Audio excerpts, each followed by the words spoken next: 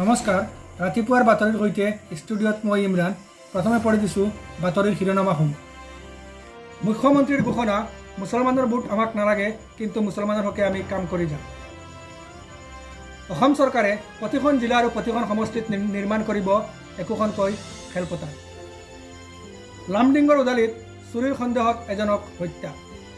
Lumding railway ষ্টেচনত RPF আৰু CIB দলে জব্দ কৰে বৃহৎ পৰিমাণৰ বিদেশী চিগাৰেট।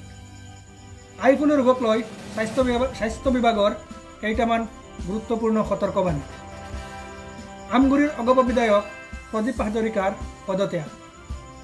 এতিয়াৰ পৰা চিকিৎসকসকলে প্ৰেছক্ৰাইব কৰিব লাগিব জেনেৰিক ঔষধ। 15 আগষ্টত আলফা আৰু NSCNৰ অসম বন্দৰ ঘোষণা। সমষ্টি পুনৰ নিৰ্ধাৰণৰ ফলত বহু ৰতী মহাৰথীয়ে হেৰুৱাব নিজৰ সমষ্টি, আশাত পৰিল চেঁচাপানী। এতিয়া আহিছোঁ বিতং বাতৰিলৈ। NDTVৰ সৈতে হোৱা বাৰ্তালাপত মুখ্যমন্ত্ৰী হিমন্ত বিশ্ব শৰ্মাৰ মন্তব্য, অহা 10 বছৰলৈ নালাগে মুছলমানৰ ভোট।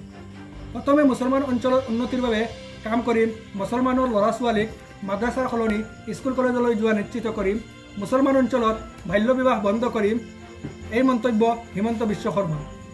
ৰাজ্যত মুছলমান ছাত্ৰ ছাত্ৰীৰ বাবে নিৰ্মাণ কৰিব হিমন্ত বিশ্ব শৰ্মা চৰকাৰে 7খনকৈ মহাবিদ্যালয়। অসম চৰকাৰে প্ৰতিখন জিলাৰ সদৰ ঠাই আৰু প্ৰতিখন সমষ্টিত একোখনকৈ খেলপথাৰ নিৰ্মাণৰ এক প্ৰকল্প গ্ৰহণ কৰিছে। ৰাজ্যৰ মুখ্যমন্ত্ৰী হিমন্ত বিশ্ব শৰ্মাই গুৱাহাটী আমিনগাঁৱৰ বেডমিণ্টন ষ্টেডিয়াম উদ্বোধনী কৰাত গৈ এই মন্তব্য কৰে। অসম চৰকাৰে অহা 2025 অথবা 2027 চনত অসমত নেশ্যনেল গেম অনুষ্ঠিত কৰাৰ এক সিদ্ধান্ত গ্ৰহণ কৰিছে। লামডিং সমষ্টিৰ বামুণগাঁৱত ভয়ংকৰ ঘটনা সংঘটিত হৈছে। চোৰৰ সন্দেহত এজন মানুহক মৰিয়াই হত্যা কৰে কেইজনমান লোকে। হত্যা কৰা লোকজন হিফজুৰ ৰহমান বুলি জানিব পৰা গৈছে। এতিয়ালৈকে 6জন লোকক এই ঘটনাত জড়িত থকাৰ অভিযোগত আৰক্ষীয়ে গ্ৰেপ্তাৰ কৰে। আটকাধীন 6জন ব্যক্তি হ'ল সঞ্জয় দাস, নিখিল দাস, সুৰেন্দ্ৰ চক্ৰৱৰ্তী, জয়ন্ত চক্ৰৱৰ্তী আৰু ৰঞ্জু দাস। জানিব পৰা মতে হিফজুৰ ৰহমানৰ ঘৰ নীলবাগানৰ জৈন্তা বস্তি। স্বাধীনতা দিৱসৰ আগমুহূৰ্তত লামডিং ৰেলৱে ষ্টেচনত জব্দ কৰা হয় বৃহৎ পৰিমাণৰ বিদেশী চিগাৰেট।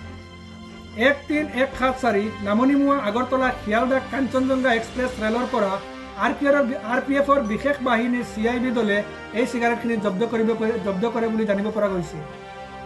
লামডিং ৰেলৱে ষ্টেচনৰ 5 নং প্লেটফৰ্মৰ পৰা প্ৰায় 2 লাখ টকা বজাৰ মূল্যৰ এই চিগাৰেটখিনি জব্দ কৰা হয়। ৰাজ্যত চকুৰ মহামাৰীক লৈ সতৰ্কবাণী জাৰি কৰিছে স্বাস্থ্য বিভাগে।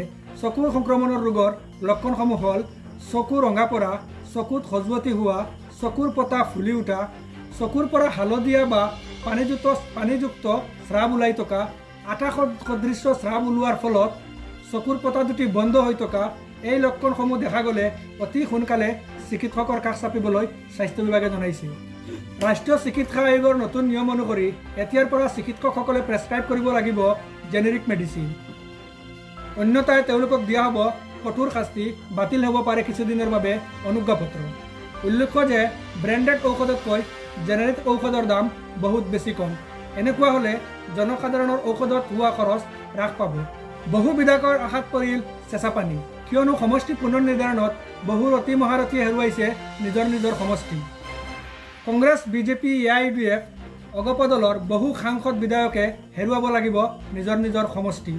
সমষ্টি হেৰুওৱা নেতাসকল হ'ল বিধানসভাৰ অধ্যক্ষ বিশ্বজিৎ দৈমাৰী, গুৱাহাটী সমষ্টিৰ সিদ্ধাৰ্থ ভট্টাচাৰ্য, ৰমেন্দ্ৰ নাৰায়ণ কলিতা পশ্চিম গুৱাহাটী, প্ৰদীপ হাজৰিকা আমগুৰি সমষ্টি, নন্দিতা দাস বকো সমষ্টি, সুমন হৰিপ্ৰিয়া হাজো সমষ্টি, শিৱামণি বৰা বটদ্ৰৱা সমষ্টি, ৰঞ্জিত দাস পাঠাচাৰকুছি সমষ্টি, চিৰাজউদ্দিন আজমল যমুনাম সমষ্টি। জনতাৰ চকু চোৱাৰ বাবে আপোনালোকক ধন্যবাদ। আপোনালোকৰ দিনটো শুভ হওক।